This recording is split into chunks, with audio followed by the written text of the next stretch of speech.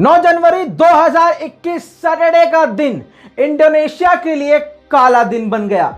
जी हां दोस्तों, और अपने जुमलों को बदल दूं तो गलत नहीं होगा कि कयामत का दिन हो गया। जी हां, इंडोनेशिया के जकार्ता एयरपोर्ट से श्री विजया एयर बोइंग 737 ने दोपहर 2:36 पर जकार्ता एयरपोर्ट से 62 पैसेंजर्स को लेकर उड़ान भरी।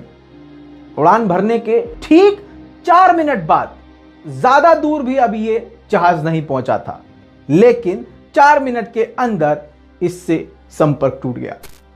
आपको बताना जरूरी है, 4 मिनट में 8000 मीटर से भी ऊंचाई पर पहुंच चुका था यह जहाज। मौसम खराब होने की वजह से संपर्क टूट गया। जकार्ता से पोंटियानेक के लिए 90 मिनट में इस जहाज को पहुंचना था, लेकिन जहाज जकार्ता से उड़ते ही 4 मिनट के अंदर लापता हो गया। जहाज के लापता होते ही पूरे इंडोनेशिया में हड़कंप मच गया।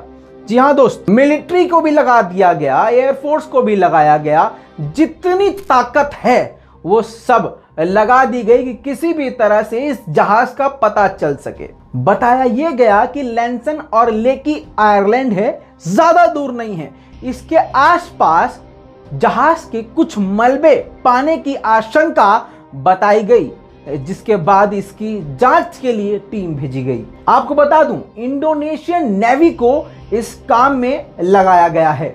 बताया गया कि जो मलबा मिला है उसमें जीन्स के टुकड़े यानी कुछ कपड़ों के टुकड़े और कुछ प्लास्टिक के टुकड़े यानी अटैचियों के टुकड़े मिले हैं, जिससे आशंका जताई जा रही है कि ये उसी विमान का मलबा हो सकता है। फ्लाइट SJ 182 ऑलरेडी आधा घंटा लेट थी, यानी आधा घंटा लेट इसने उड़ान भरी थी, जो कि मौत की उड़ान बन गई। क्योंकि यह घटना समुद्र के अंदर ही हुई है, क्योंकि ये समुद्र के ऊपर ही खोया था, यानी कनेक्शन जो लॉस्ट हुआ वो समुद्र के ऊपर ही हुआ और काफी लंबी दूरी उसको समुद्र के ऊपर से ही तय करनी थी। पास में जो मछुआरे थे उन्होंने अपनी आंखों देखी कहानी BBC को बताई। उन्होंने कहा कि बिजली की रफ्तार से समुद्र में जहाज गिरता हुआ हमने देखा।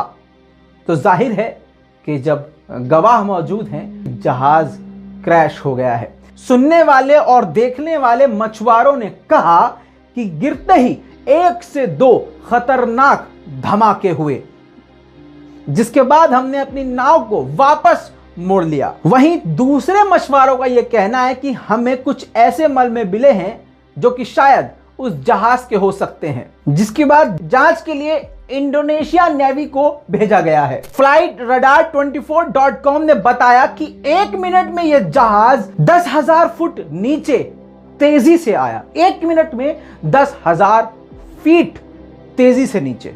सोच के देखिए दोस्तों। आपको अब बड़ी जानकारी दे दूं, यह जो जहाज है यह 27 साल पुराना था।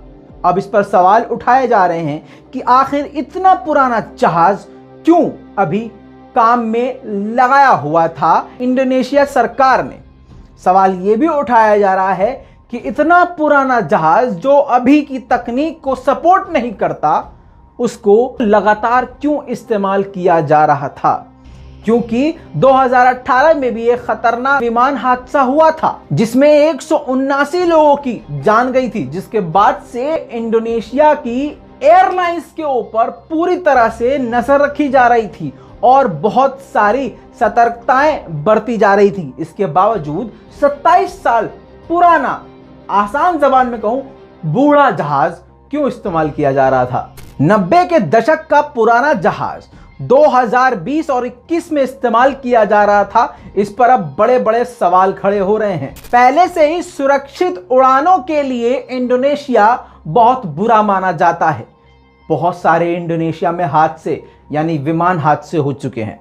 2021 का दुनिया का सबसे खतरनाक हादसा हो चुका है। दोस्तों, विशेषज्ञों का कहना यह है कि 10,000 फीट से अगर इतनी तेजी से 1 मिनट में कोई विमान समुद्र में भी गिरा है तो बचना नामुमकिन है। यह दर्दनाक हादसा इतना खतरनाक था कि पूरी दुनिया सकते में आ गई है। दोस्तों, इस पूरी रिपोर्ट के बारे में आपका क्या कहना है नीचे कमेंट में लिखना मत भूलिएगा। इस वीडियो को हर जगह शेयर कीजिएगा और हमारे चैनल को सब्सक्राइब जरूर कीजिएगा ताकि दुनिया की बड़ी बड़ी खबरें कम समय में और आसान जबान में आपको मिल सके। जय हिंद।